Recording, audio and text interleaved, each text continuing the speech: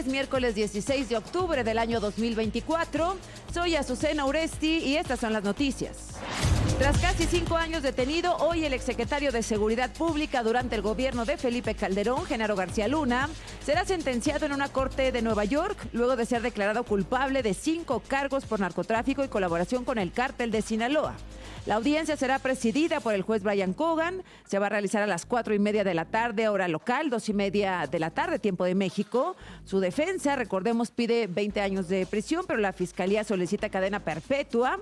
Y en un último intento por evitarlo, ayer se hizo pública una carta escrita a mano en la que García Luna pide al juez su consideración para regresar lo antes posible con su familia. Asegura que no tiene registros criminales y acusó que en su proceso se aportó información falsa por parte del gobierno de México. El dinero sucio, los malos hábitos y la mala conducta no se pueden ocultar, inclusive en condiciones extremas, escribió el exfuncionario, agregando que México está sufriendo una gran convulsión por orden del actual presidente, al parecer López Obrador, por el desmantelamiento del Poder Judicial. El mismo juez, Brian Cogan, autorizó la petición que hizo la Fiscalía de Estados Unidos para reprogramar del 17 al 18 de octubre la audiencia de Ismael El Mayo Zambada. Ayer en México fueron asesinadas 80 personas. Los estados con más ejecuciones fueron Guanajuato con 15, Sinaloa con 11, a pesar del amplísimo despliegue de seguridad, 11 ejecutados en Sinaloa, Baja California con 9, el Estado de México, Puebla y Veracruz, 5 asesinatos cada uno. Ahí en Sinaloa, le decía, la jornada violenta de ayer dejó 11 personas asesinadas, entre ellas 5 hombres que fueron encontrados en la maxipista Culiacán-Mazatlán. En Mazatlán, justamente, familiares de personas desaparecidas marcharon para exigir la aparición con vida de sus seres queridos, la mayoría hombres muy jóvenes. El alcalde Edgar González Satarain declaró que la estrategia de abrazos y no balazos no funcionó. Unos, por ejemplo, ya empiezan a criticar. Dice, oye, van a hacer lo mismo que Calderón, combatir con un montón de gobierno. Pues entonces, ¿cómo? Pues si lo tienes que hacer así, o yo no encuentro de otra forma cómo, ni modo que ya los abrazos y besos no funcionó. Entonces, pues tienes que entrarle de esta manera, ¿no? Y yo he estado insistiendo. De hecho, se incrementaron operativos en Mazatlán, tanto de los del gobierno federal, de la Marina, del Ejército, de la Guardia Nacional. No funcionó la estrategia, dice el alcalde de Mazatlán. En Reynosa fue despedido Pedro Israel, el adolescente de 15 años de edad, quien murió luego de que guardias estatales dispararon contra el vehículo que conducía, supuestamente en respuesta a una agresión armada. La familia del joven insiste en que él solo salió a cargar gasolina y que no tenía vínculos criminales. El cortejo fúnebre salió de su casa en la colonia Puerta del Sol, hicieron una parada donde fue asesinado el joven y luego se dirigieron al panteón.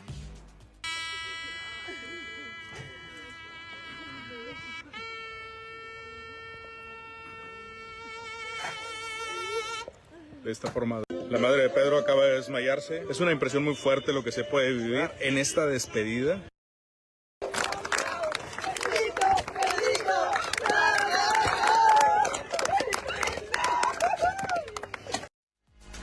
Bueno, pues también ayer se realizó el funeral de la enfermera Yuricy Rivera, quien falleció el viernes luego de que el vehículo en que viajaba fue atacado por militares. Hoy sepultarán a la niña Iris de 8 años, quien murió el sábado por un disparo en la cabeza, cuando el auto en que iba con su abuela quedó en medio de un enfrentamiento.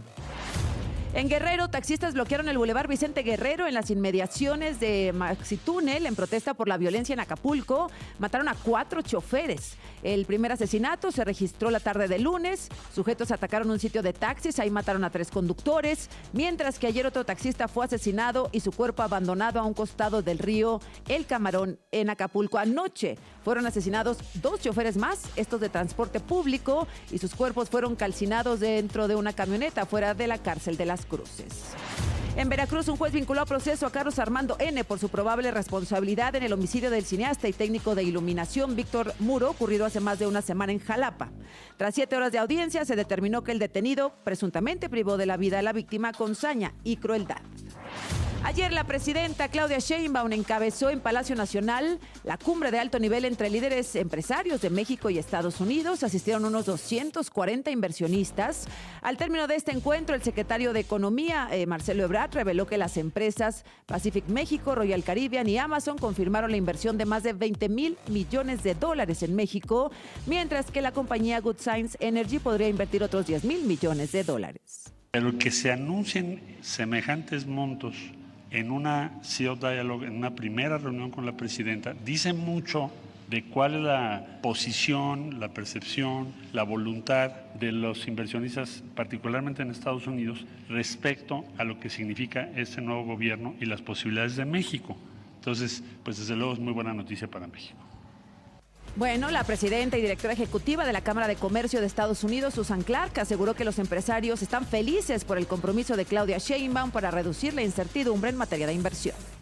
Estamos muy felices de que la presidenta Sheinbaum, tan temprano en su administración, se comprometiera con el diálogo con el sector privado para que podamos reducir la incertidumbre acerca del clima de inversión en México.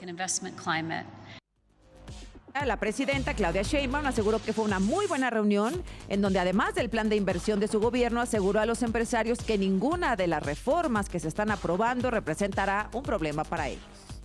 Sobre la reforma al Poder Judicial, sobre la reforma eléctrica, todas las reformas que hemos planteado. Claro que ninguna de estas reformas representa un problema para la inversión en México, todo lo contrario. Se va a fortalecer lo que llamamos el Estado de Derecho. Ayer el Senado aprobó y emitió la convocatoria de la elección judicial. 78 votos a favor de Morena y aliados, 39 en contra del PAN, MC y PRI. La elección está programada, la primera para junio del 2025, la siguiente en 2027. El presidente de la mesa directiva, Gerardo Fernández Noroña, dijo que esto es histórico en el mundo.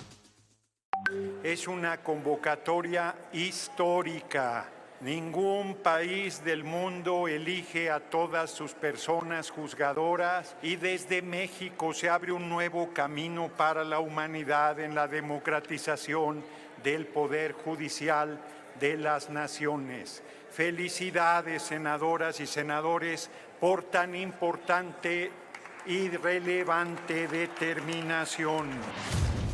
Dice que no se hace en ningún país del mundo. Bueno, pues así lo acepta Gerardo Fernández Noroña. Por lo pronto, pues ya está lista la convocatoria. Rosario Piedra Ibarra, pues de no creerse, pero sí, busca la reelección como titular de la Comisión Nacional de Derechos Humanos. Informó que ya formalizó su registro ante el Senado para contender por un nuevo periodo de 5 años.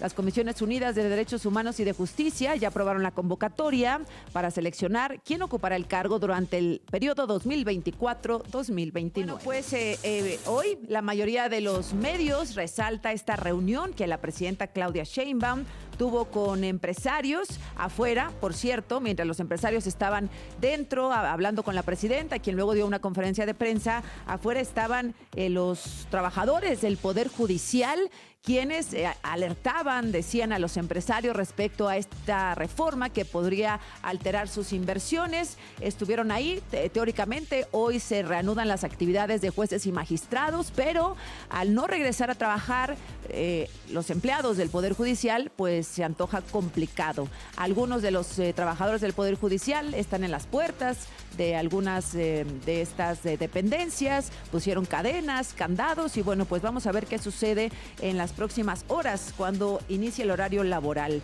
El Universal destaca: no controlaré a jueces, dice Sheinbaum a empresarios. Ante inversionistas de México y Estados Unidos, la presidenta defiende la reforma al Poder Judicial. Excelsior también la lleva en primera plana. Detonarán inversiones por más de 20,000 millones de dólares. Milenio, Claudia libera dudas. IP de México y Estados Unidos ofrecen 20,000 millones de pesos. Reforma.